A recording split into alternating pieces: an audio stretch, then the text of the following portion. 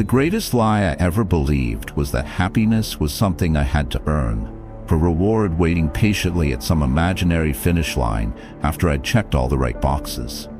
For decades, I operated under the assumption that fulfillment was a destination, that if I could just fix my external circumstances, my body, my bank account, my relationship status, then, and only then, would I finally be allowed to feel truly happy. This belief shaped every decision I made, every goal I set, and every moment of dissatisfaction I endured, convincing me that my present unhappiness was simply the price I had to pay for future joy. I can still remember those endless nights in my mid-20s with perfect, painful clarity. Picture this: 25 years old, back in my childhood bedroom, which, humiliatingly, was still in my parents' basement, surrounded by empty pizza boxes and a small army of Mountain Dew bottles. My stomach spilled over the waistband of sweatpants that hadn't seen a washing machine in weeks. On the screen in front of me, my level 70 Night Elf Hunter stood frozen mid-quest. Another 5-hour World of Warcraft session ending not in victory, but in being kicked from the raid group by teenagers who'd called me a noob before logging off. The shame was palpable, but what hurt more was the resignation, the quiet acceptance that this was just my life now. In that moment, I remember feeling this physical ache in my chest, a hollow sensation that had become so familiar I barely noticed it anymore. The evidence of my failures seemed overwhelming. I was at least 50 pounds overweight, my bank account held just enough for another month of ramen noodles, and I was stuck in a dead-end retail job with no prospects. My dating life consisted of awkward Tinder conversations that never led to actual dates, and most of my human interaction happened through a computer screen. The equation seemed so obvious it hurt. Fix the external problems, earn the right to be happy. It was simple math, or so I thought. So I did what any reasonable person would do. I declared war on my own life. What followed was what I now think of as my personal reconstruction project, a relentless, almost manic overhaul of every aspect of my existence. I became a zealot in the church of self-improvement, treating my flaws like enemies to be conquered. Fitness: I followed bodybuilding routines with the devotion of a monk, pushing myself until I collapsed or vomited, sometimes both. Career: I sent out 237 job applications in 3 months, treating rejections like battle scars.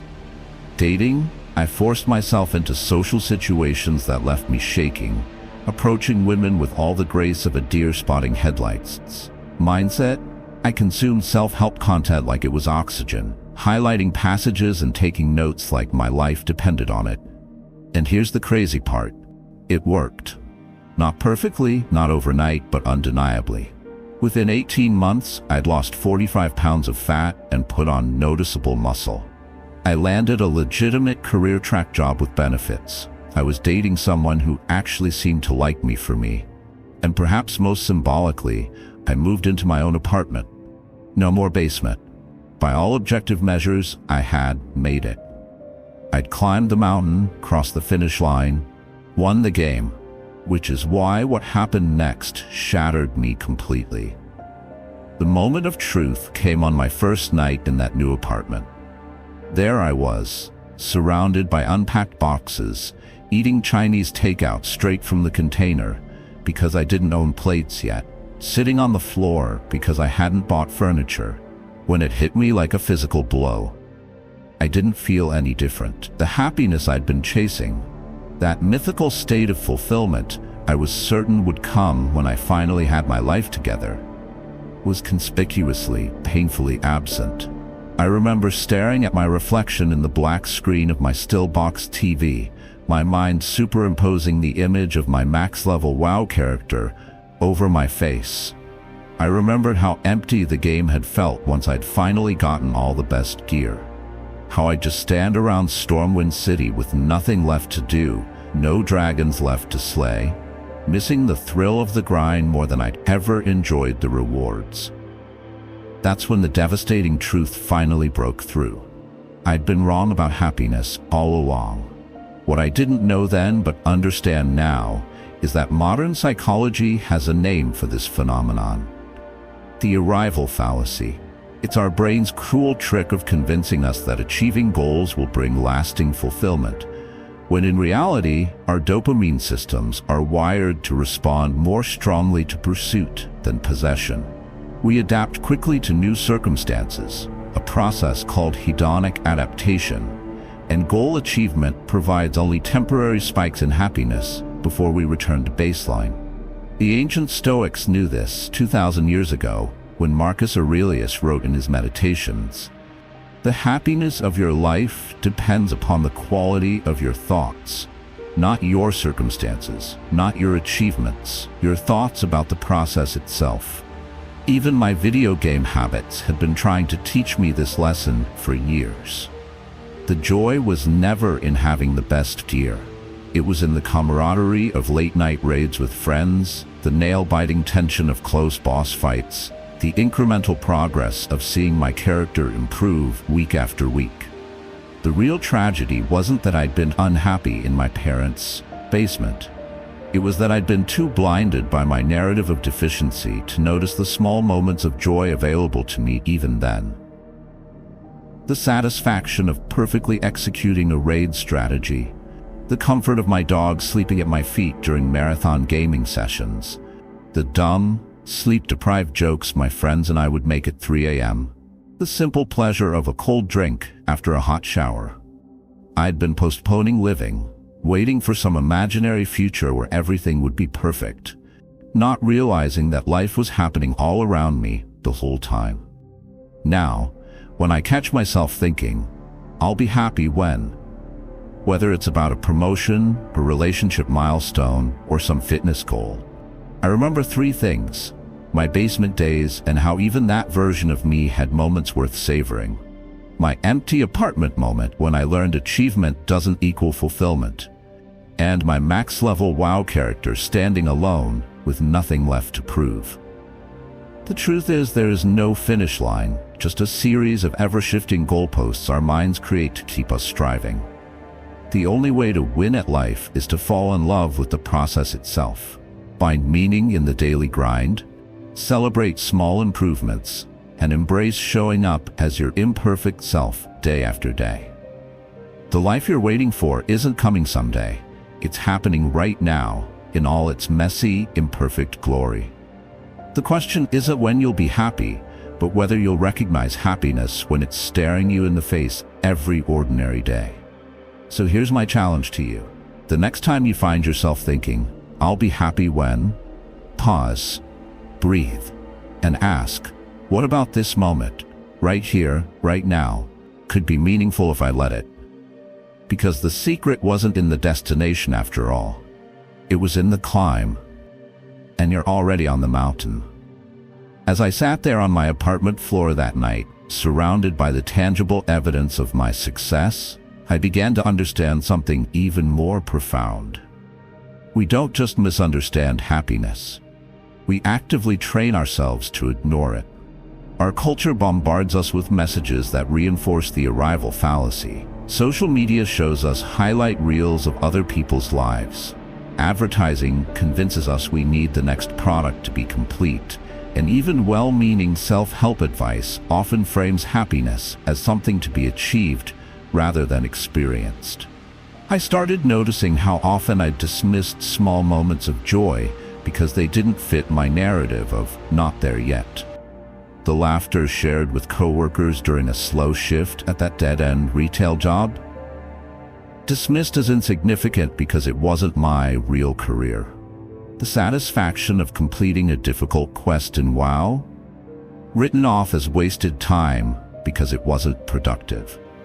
The warm feeling when my mom brought me coffee unasked during one of my basement gaming marathons, overlooked because I was too focused on how pathetic my living situation seemed. This realization led me to research how our brains process happiness. And what I found was fascinating. Neuroscientists have discovered that our brains have something called a negativity bias. we're wired to pay more attention to negative experiences than positive ones.